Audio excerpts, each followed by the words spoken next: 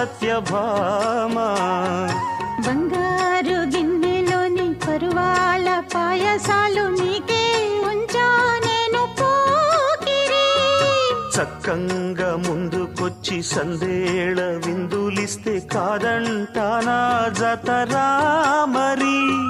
వారం వర్జం చూడాలి, ఆపైనే నీతో ఓడాలి. బుల్లి పిట్ట బుజ్జి పిట్ట గూటిలోని గువ్వ పిట్ట నక్కి నక్కి దాగే వారి పేరు చెప్పవే.